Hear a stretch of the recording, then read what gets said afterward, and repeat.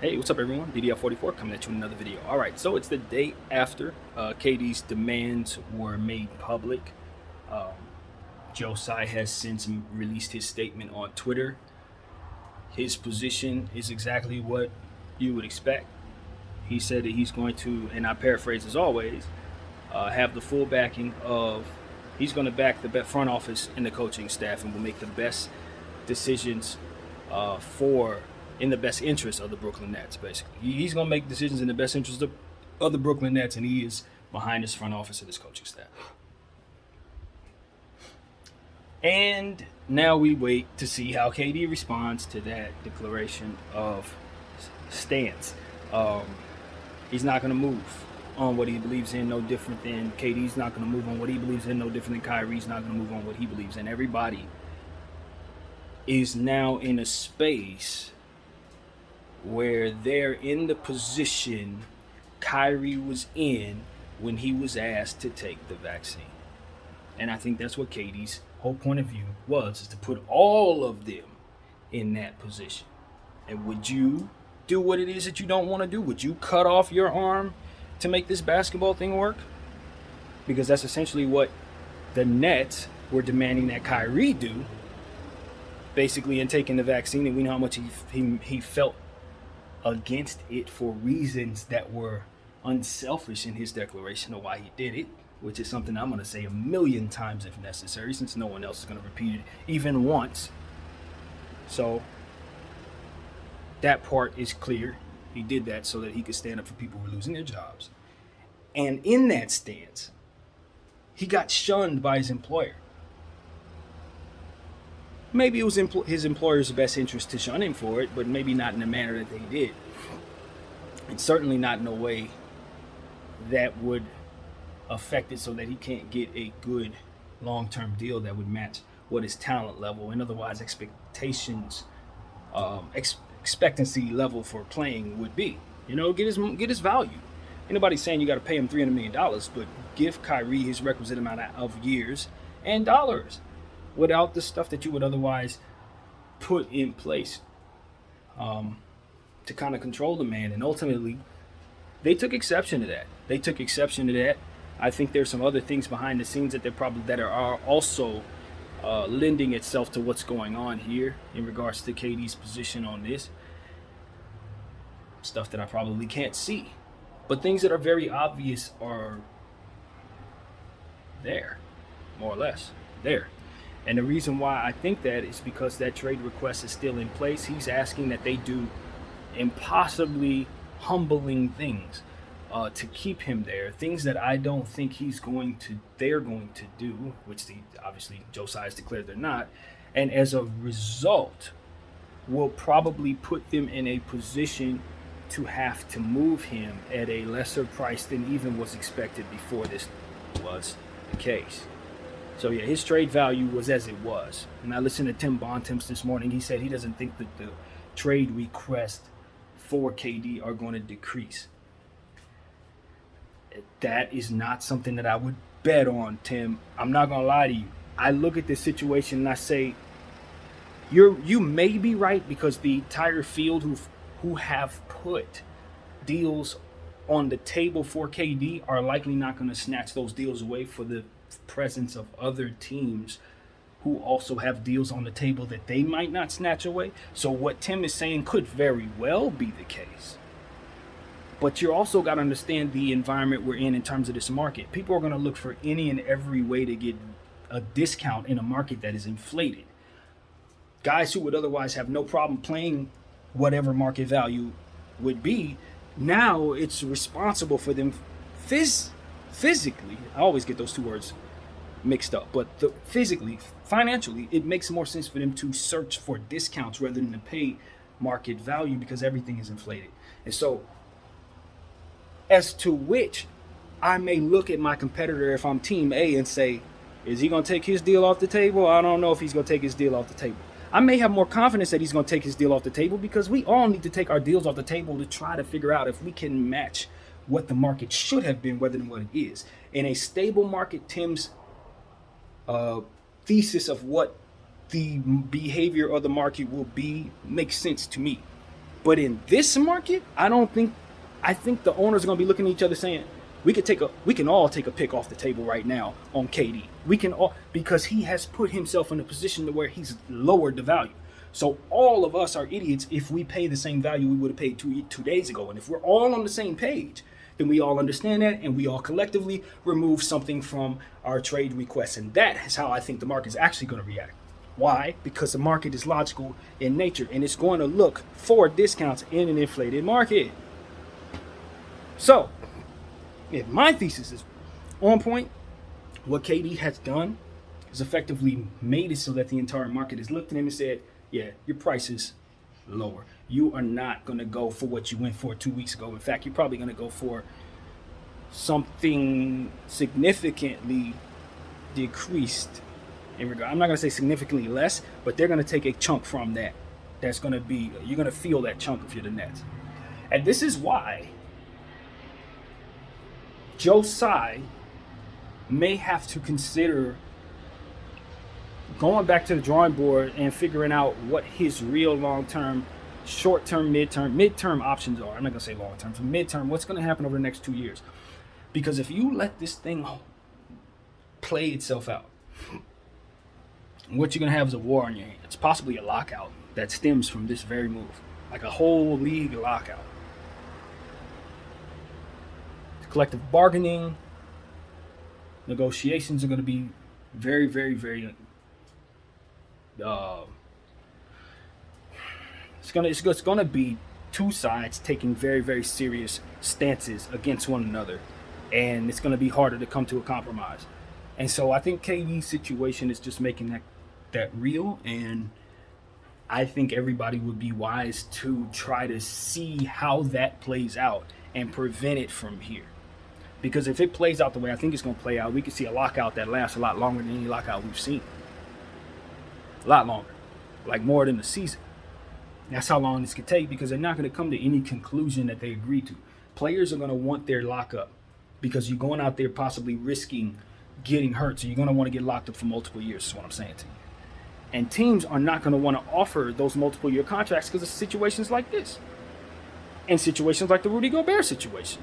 In various situations where contracts are so difficult to move because players' value decrease so fast, but those contracts remain in value no matter what. If a guy is not going to be the same guy for the next 4 years, how can I justify paying him more just because he accomplished so much previously? You see what I'm saying? It's to which $47 million that Russell Westbrook's making right now, because of the presence of this cap being as it is, if the cap is ever fluctuating, then it's not something that you can necessarily say makes sense for your team to try to keep that contract, even though it makes sense for the player himself to receive what it is that he is getting based on, again, everything he's already accomplished. So the system itself is flawed. If the cap were to remain the same every single year, you could probably get away with the way they're running things. But because it fluctuates, yeah, no, this is bad, and that's where the problem starts. They got to fix that, and then it trickles down to everything else. So in my mind, until they fix that, these are the type of problems they're going to have. And because it's going to be a present problem, you got to find a compromise and, most importantly, see how it gets bad. Every time people enter, and I say every time, but I don't mean every time, but in situations I've paid attention, people enter into wars, not necessarily seeing how bad it's going to play out for going into it that way. Maybe if you try taking a different approach, it'll cost you less. It'll be less life lost, et cetera, et cetera. In basketball terms, obviously, it's a different way of going, but you can mitigate your risk by just taking certain early losses. Or mitigate your damage, or should I say, lessen your damage by just taking early losses sooner. And with this situation right here, as it pertains to collective bargaining, they need to figure out a way to not create an impasse to where they can't get over the hump. You got to already know there's going to have to be some compromise. And you have to already know that this is an anomaly, that most players are not going to do what Kevin did. Most players are not going to do what AD did. These are, even though they're happening and they're impactful situations, they're not the majority, and they need not be treated like the majority of circumstances, in my humble opinion. I think that's a mistake. Now, all of this nerd jargon just comes back around to this.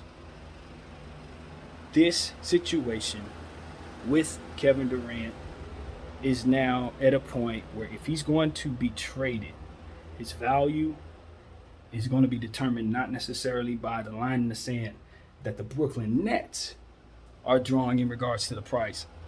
Nah, the Brooklyn Nets are not going to determine the price. The overall collective field is going to determine the price of Kevin Durant, and because of that, this could still go a lot of different ways. However, if they're going back to the drawing board, since we're mentioning Tim Bontemps, he said that he thinks that the Nets should go back and just what's in the best interest of the Nets to bring Kevin Durant back. That's layered in so many different ways because, yes, am I bringing Kevin Durant back and not trading him in for the price tag that I think is going to have to be there? Yes. But if I bring him back and he holds out, which looks imminent, then his price tag decreases even further. He possibly holds out. From there, I have a situation where I'm just waiting on him to come back around. And if it's a contest between whether or not he's going to stand on his laurels versus whether or not he wants to play basketball, you got to understand that he's already played a lot of basketball. He already has 2 NBA championships, 2 finals MVPs, 1 MVP. In other words, the dude can retire now and his legacy is straight.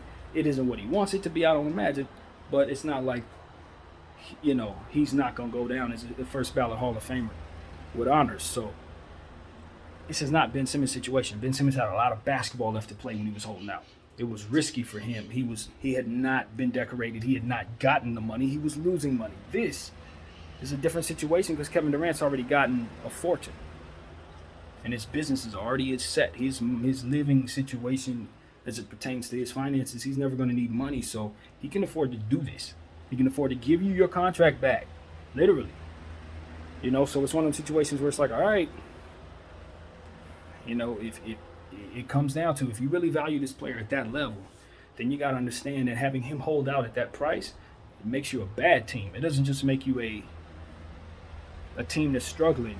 You're not going to make it out of you're not going to make it to the play-in tournament, in my opinion, without Kevin Durant if he's on contract. I guess the equivalent of him getting hurt for the season to start the season.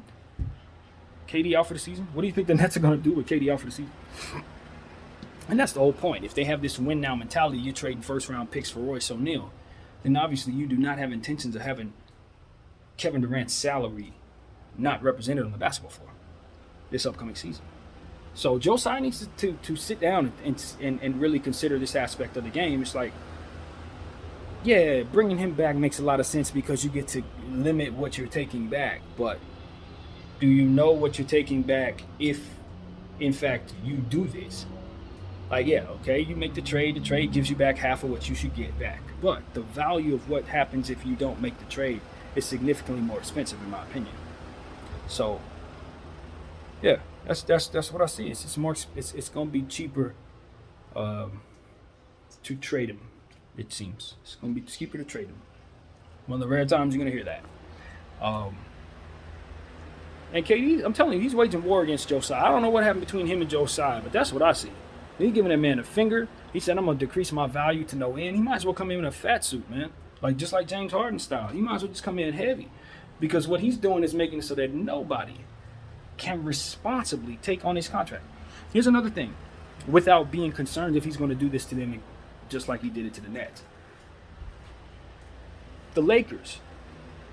I already told you guys that I thought that the best trade, period, for Kevin Durant is AD. And Kyrie Irving for Russell Westbrook and AD. I think that that's the move because at the end of the day, it allows the deal to get done with minimal pieces going back and forth between the two parties. However, if I'm following Jeanie Buss and how she's been looking at things, how she's been interacting with the public, I don't think she has any interest in taking on the type of risk that Kevin Durant would now be after this particular move. I think he might have shut the door on any chance of him being a Laker. Now, Kyrie, we still have the same idea. We're bringing him in. If everything falls into place, he's probably going to be a Laker before the end of the year. But Kevin Durant, I still thought it was a chance that if everything goes completely south, the Lakers and the Nets may just look at their respective situations and say, let's swap KD and AD and make this happen with the Kyrie Westbrook thing. But Jeannie's not going to do that. She's not going to take on Kevin Durant in this fashion. Not with him making demands upon the front office and the coaching staff. You see what I'm saying? And that's why I say if Kevin Durant's not willing to walk away from the game, he's setting fires all around him that are going to eventually engulf him if he doesn't get hurry up and stop doing this. Because you're making it so that people don't want to take on the risk of your contract. Now it's like, not only is he going to possibly be upset, but now he might make ridiculous demands upon me in the presence of things going south. You make yourself a poison pill for teams. So it's like you're making it harder for yourself to get moved. You may be making it harder for the Nets to move you, but the Nets are the team that has to move you. So in order for you to get where you're going, pulling your price down is probably not the way to go. It's probably not the way to go, man. So, I get what he's doing. It's about the principle. It's about putting people in positions to look a certain way. But here's the issue. And maybe we've already crossed past this threshold, but the whole object of the game to me seemed like was to try to keep leverage on the table for Kyrie. He's ruined that now. If that's what was going on, that ended yesterday. Because now the Nets have no desire to acquiesce to KD. So what the hell am I doing anything for KD for at this point? Now he's the guy that's disrespecting me. Now he's the guy coming in here giving me a problem with him. As opposed to my problem with Kyrie. I didn't have no problem with KD. Now I got a problem with KD. He came here disrespecting me. So now it's not about me trying to get him his boy or none of that or trying to keep him as some great player. Now it's about me and him on some other stuff. We don't get along. That's what it seemed like it's going to be from here on out with him and Josiah, based on what I'm seeing there. So I just don't think that's a good idea. None of it looks like a good idea on KD's part, man. I think we've lost sight of what we're doing. Now, if we've already, like I said, maybe we've crossed the threshold. Maybe they've already determined, hey, this ain't working. Kyrie is not going to get them 5 years. Josiah is going to force him to take this. Let's just give them the finger and get the hell out of here. Now, if we're at that phase, then this makes sense. But if you're still trying to get Kyrie his deal, I don't see the angle here. I don't think this helps with that now. I don't see it. I just don't. I don't see no way for them to come back around after all of this and say, all right, yeah, so after all this, let's pay Kyrie his money. Let's keep Kyrie. Let's go forward. We lost KD. Let's keep Kyrie. I see zero. I don't see that in any way, shape, or form. No way. So I just feel like that kind of just threw Kyrie's situation out of the window. Now he has no chance at that 5-year deal from what I'm seeing. So him getting reacclimated with Brooklyn, going and holding the mic and doing the pro-am game out there or whatever. I hope he had a good day, you know what I'm saying? I hope all of that was just genuine energy, because if he was trying to play the game, KD just smacked all that away. He just burned all that down. He just burned it all down. So I hope everybody's in agreement that Kyrie was not going to get that 5-year deal.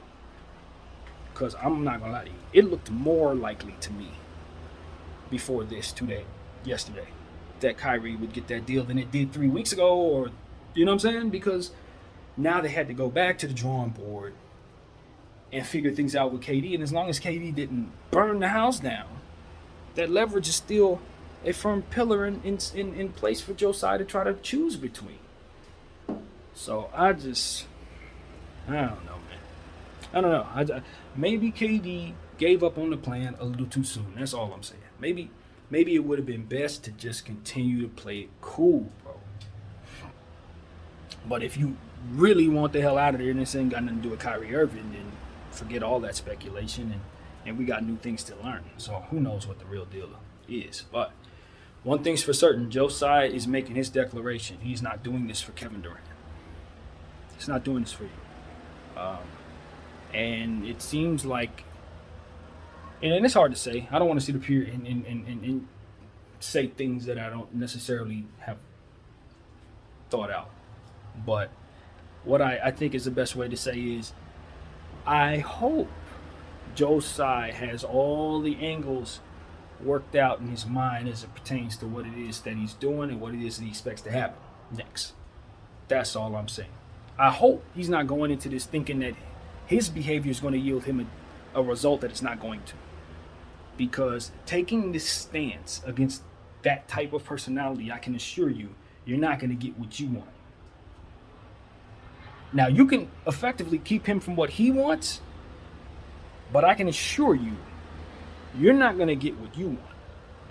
So if the object of the game is to get what you want, you got to play it differently. Now, I'm not saying do what he says, because I'm not.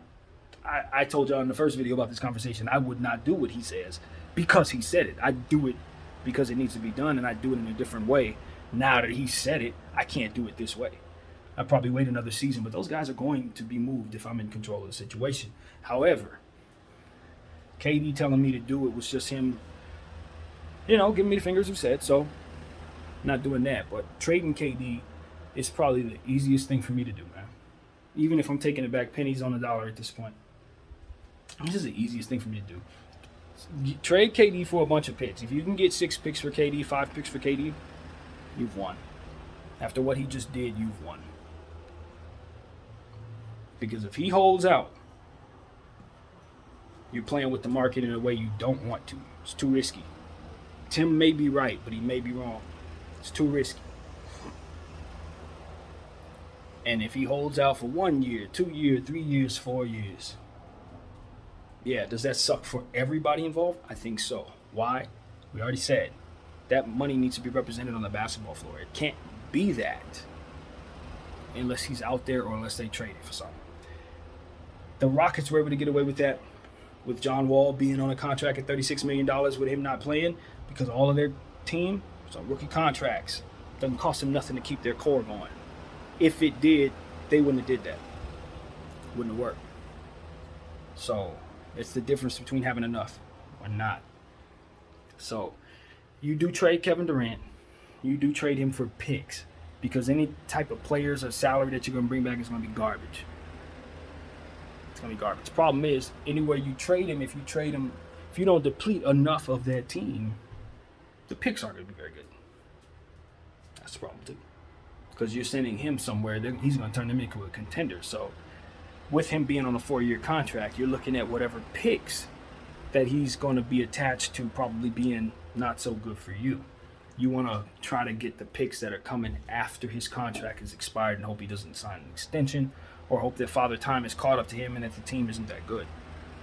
Otherwise, you got 22, 23, 24, and we're not talking about the years.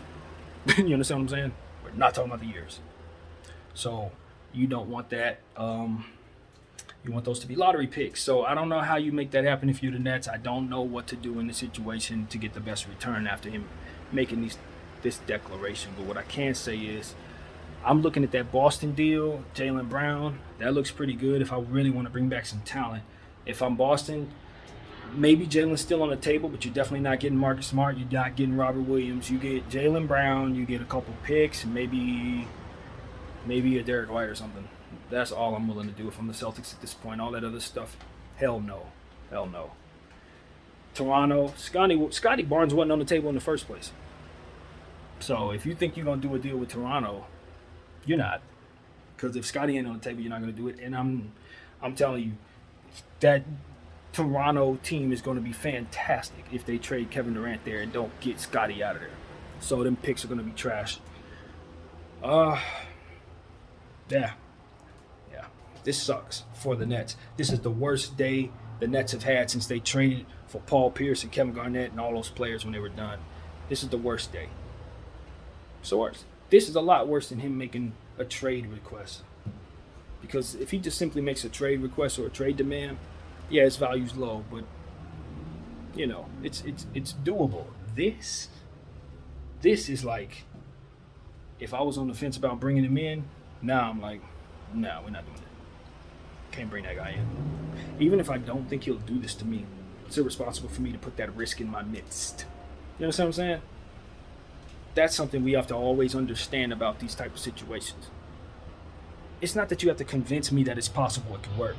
It's just that the presence of it not working is there, and it's my responsibility to keep that presence from anywhere near my franchise.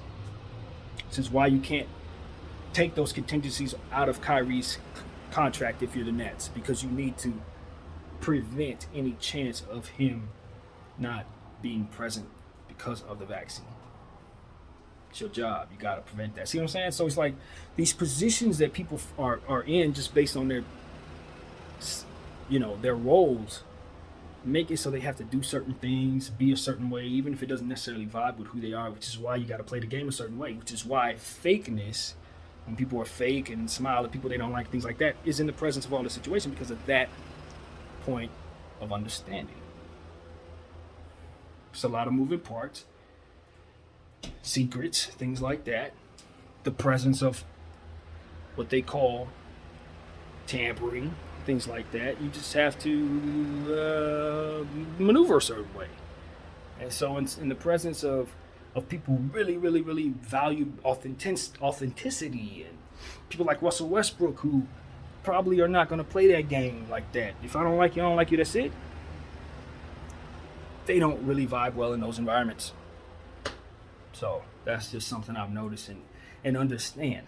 You have to play a game a certain way and have a certain base of understanding as it pertains to what everybody wants, everybody needs, and what everybody needs to do to get it. And so once you have that full understanding, then you could do the fake smiles and all that nonsense because you're playing the game everybody else is playing. But unfortunately, that game is flawed. That game is flawed, and we're seeing the cracks in that game right here and now. You try to make things happen, try to force people into doing things, and how you look when you do that. You know what I mean? And what the reaction to that would be from various facets who would either take advantage, opportunists who are on the sideline waiting for somebody to make a mistake so they can jump in like Danny Ainge. Hey, look at this. Everybody's going to pay over whatever for this little bit of nothing. Yeah, let me put the price tag even higher to see if they pay a little more in the presence of all this. Yeah, it'll deplete the market to hell, but the Jazz are going to win championships from here to Texas because of it while everybody else is suffering. And so this is like, that's what I'm saying. You gotta guard against certain things. It's not just what it is you're looking at that you have to worry about. And so I hope this long soliloquy has helped people understand how I'm viewing the situation, and why KD's last move might not have been his best move, and why Joe Tsai's next move needs to be his best move, etc. Because at the end of the day, everybody's watching these guys, and they will be reacting to what it is that they do next in the collective bargaining conversations. So that is pretty much what I think. That's what I gotta say, man. I hope I made some sense babbling along, but all in all, this is good. Got something to talk about. The NBA is giving us some information for which to dissect and make something of. So I appreciate that. Hopefully they drop another hint of some sort, maybe Donovan Mitchell to the Knicks or something. We need something. But as far as waiting for KD to get traded, nope. Nah. I don't expect to see a trade. I expect him to try to field calls. I expect him to be on the phone right now, but as far as him getting something done, why? You already know why if you're following me, but it's going to be because Sean Marks set a very bad precedent. Once he traded away Royce O'Neal for the pick, once he did that, he let everybody know that he could be fleeced to high hell. And once you let people know you can be fleeced for high hell, they will never pay value for anything that you have. Never forget that. So, that's the problem that they have right there. That is why Joe Tsai needs to fire the GM. It's the same reason. Well, no, it's not the same reason, but it's a similar reason why I believe Dell Demps was fired from the Pelicans. It's because once you do certain things in negotiations that make it so that you lose leverage without it actually making sense for you to lose leverage, as to which Dell Demps had a chance to get a better trade for for Anthony Davis if he would have did it sooner, but decided to stand firm in his stance against trading AD for reasons that had to do, in my opinion, with pride and ego and less to do with what's best for the franchise. Things can go left from there. This is what Joe Tsai must not do. It's what he must not do, in my humble opinion. And as far as Kevin Durant, as long as he's got that willingness to quit, in any moment, he'll always be in a position of power in the situation. His biggest leverage, as I told y'all in the previous video, is his willingness to simply walk away from the game. Now, a role player doesn't have that leverage, because if he walks away, no one cares. But a guy like Kevin Durant, him walking away, it costs. It costs owners a lot. Bleeding out of both sides, both in ticket sales and all of that, and in your cap situation. You are bleeding. So what you don't want is him to just say, I want to hold out. You don't want him to hold out. You want to get something for him, especially if you know he's not going to come back and play for you. Having him come back as an insubordinate, unhappy player, in a lot of people's minds, is a win. As a person who is paying close attention, I will tell you that it is a loss. If he comes back not happy and decides to play, you're not going to get the best version of him. And on top of that, you open up the possibilities of a lot of different things going wrong, including him having an injury, and then from there sitting with a legitimate reason behind him as opposed to holding out. So that's what he's going to do. Obviously, if you force him to go out there, he'll probably run around for about 1 or 2 plays, and his ankle's going to roll, and he's going to be out for the season. That is what you don't want to happen if you're the Nets. So, yeah, I'm looking at all this. I'm just saying, look, man, give me the best deal. Can I get Jaylen Brown for this guy? Cool. Give me Jaylen Brown for this guy. Right now, end it. End it. That's what you do. You don't even let none of this play out. You don't let none of this get that far. You don't even care about the price tag. You just get this person who's disrespected you out of your situation. Why? Because you're a proud man and you ain't about to let nobody disrespect you like that. I ain't about to be steamrolled or bulldozed by anybody. I do the bulldozing. I'm the billionaire. I told him to take the shot. He didn't take it. He's gone. The only reason why he ain't gone is because he had the right to opt in. That's the only reason why he's not gone. You're not gone because you're great. And it's in my best interest to keep you. Otherwise, you'd be gone too. This is how I think Josiah's looking at all this. This is how I think he's looking at it. He don't care nothing about all that.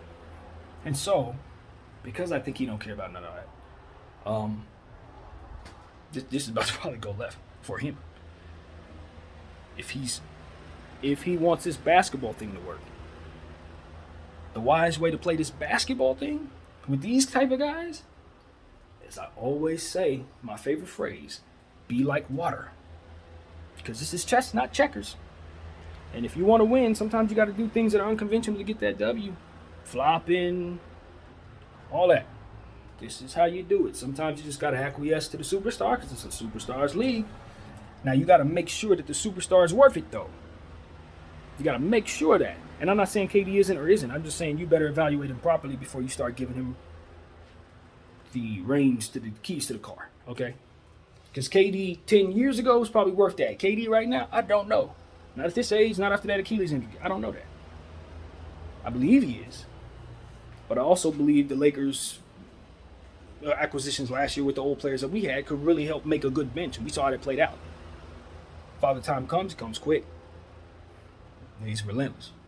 So I don't know that KD should be given that type of power going forward. I don't know that. But until you know, you don't. So that's also what he has going for him right now. Is the last time we saw him, even though he struggled, he was still a 27-point scorer, whatever his average is. He's up there. So you expect him to still be the same player. So that is what I have to say, man. This is a pretty long video, as you guys know. I love to ramble, but I think I made some sense here. I believe that Kevin Durant is ultimately going to find himself on a different team. How soon? Depends on how wise people are. Simple as that. It depends on how guys are able to overcome their egos, step in front of a problem, and prevent it. Or go to war and burn everything down. Because that's exactly what's going to happen if you do. My name is BDL44. Thank you all for watching.